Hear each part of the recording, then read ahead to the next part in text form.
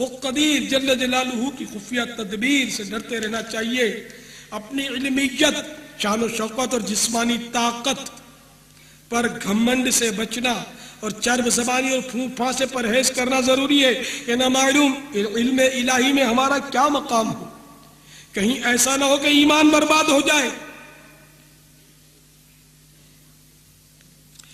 ایمان کی حفاظت کے لیے کڑنے کا ذہن بنانے، عشق مصطفیٰ و صحابہ و اہل بیت صلی اللہ تعالیٰ علیہ وآلہ وسلم و رضی اللہ تعالیٰ عنہ مجمعین پانے، دینی معلومات بڑھانے، اپنے آپ کو برائیوں سے بچانے، نیکیاں اپنانے اور خوب خوب ثواب کمانے کی خاطر تمام اسلامی بھائیوں کو چاہیے کہ ہر ماہ کم از کم 3 دن کے لیے دعوت اسلامی کے سنتوں کی تربیت کے مدنی قافلوں میں عاشقان رسول کے ساتھ سنتوں بھرا سفر فرمائیں. اسلامی بھائی روزانہ فکر مدینہ کے ذریعے 72 مدنی انعامات اور اسلامی بہنیں 63 مدنی انعامات کا رسالہ پر کر کے اپنے تنظیمی ذمہ دار کو جمع کروائیں.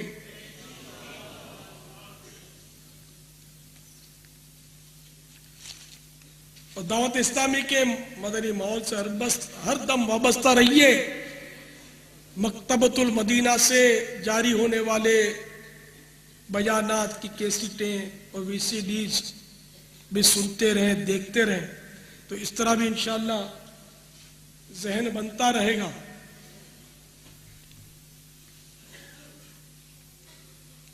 رسالے بھی پڑھتے رہیں، اس کو تقسیم بھی کرتے رہیں کہ آپ کی تقسیم سے کسی کو پہنچے اور اس کی تقدیر بدل جائے تو آپ کا بھی انشاءاللہ بیڑا پار ہو جائے گا.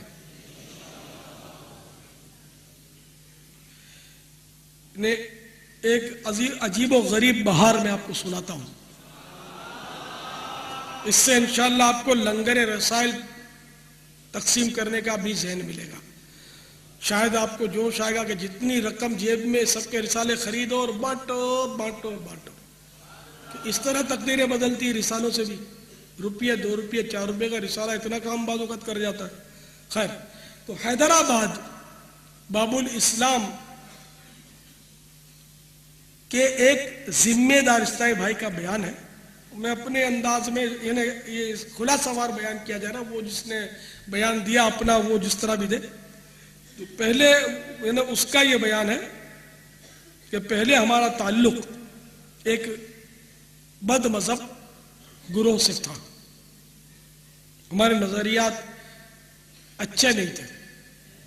بچپن ہی سے ہمیں یہ ذہن دیا گیا کہ سنی علماء کرام اور کسی سنی مذہبی شخص کے قریب بھی مت جانا ورنہ وہ تمہیں گمراہ کر دیں گے. تمہارا یہ جو عقیدہ ہے نا یہ چھین لیں گے تم سے. اسی کا نتیجہ تھا کہ جب ہم کسی عاشق رسول سنی کو مذہبی حلیے میں دیکھتے، مدنی حلیے میں دیکھتے، تو معاذ اللہ عز و جل ان پر آوازیں کستے اور ان کا مذاق اڑاتے. عقائد میں بگاڑ کے ساتھ ساتھ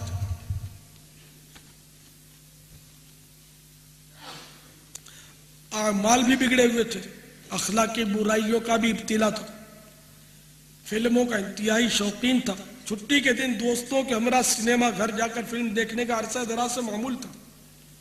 وقت کے انمول ہیرے بربادیے آخرت کے اسباب خریدنے میں صرف ہو جاتے. 1994 کی بات ہے جبکہ میں کالج میں پڑھتا تھا. غالباً شعبان المعظم کا مہینہ تھا. ہمارے رشتے کے ماموں جو بد عقیدگی سے توبہ کر کے دعوت اسلامی کے مدنی ماحول سے وابستہ ہو چکے تھے اور سلسلہ عالیہ قادریہ رضویہ میں داخل ہو کر طالبی بن چکے تھے. سارا دن سر پر سبز امامہ شریف کا تاج سجائے رکھتے تھے. ایک دن جمعے کے روز صبح کے وقت ہمارے گھر تشریف لائے اور جاتے جاتے مجھے ایک رسالہ تحفے میں دیا اور میں منع نہیں کر سکا. میں نے لے لیا ہاتھ بڑھا کر اور سوچا کہ اس کو ادھر ادھر کر دوں گا. میں پڑھنا کس نے، مگر رسالے کے خوبصورت سر ورق پر نظر پڑی تو اس پر لکھا ہوا تھا کربلا کا خونی منظر. چونکہ ہم کو اہل بیت سے بڑی محبت تھی، یہ نام پڑھ کر مجھے اپنائیت محسوس ہوئی. کربلا کا خونی منظر، کہ ہم لوگ تو ان کے محب کہلاتے ہیں. ہمارے تو سب کچھ یہی ہے، یہ ان کے بارے میں کچھ ضرور اس میں لکھا ہوا ہے. تو میں نے یہ سوچ کر اس کو پڑھنا شروع کیا، اس رسالے کو.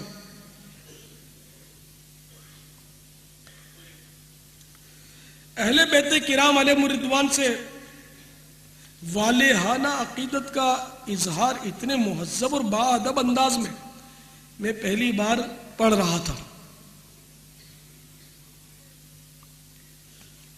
رسالہ پڑھتے پڑھتے مجھ پر رقت طاری ہو گئی اور میں کربلا والوں پر ہونے والے مظالم کو یاد کر کے رونے لگا. واقعہ کربلا کے ضمن میں اس رسالے میں جن اصلاحی مدنی پھولوں سے نوازا گیا تھا میرے ضمیر کو جھنجھوڑ کر رکھ دیا. شہدائے کربلا سے متعلق بیانات تو بارہا سنے تھے اور پڑھے بھی تھے، مگر درس واقعہ کربلا آج پہلی بار سمجھ میں آیا تھا. میری عجیب کیفیت ہو رہی تھی. میں نے بہن کو قریب بلایا اور اس سے پڑھ کر سنانے لگا. رسالہ سن کر وہ بھی رو پڑی، یہاں تک کہ اس کی تو ہچکیاں بن گئی. الحمدللہ میں نے اور بہن نے اسی وقت توبہ کی اور نماز پڑھنے کی نیت کر لی. شام کو جب میرے دوست حسب معمول سنیما جانے کے لیے بلانے آئے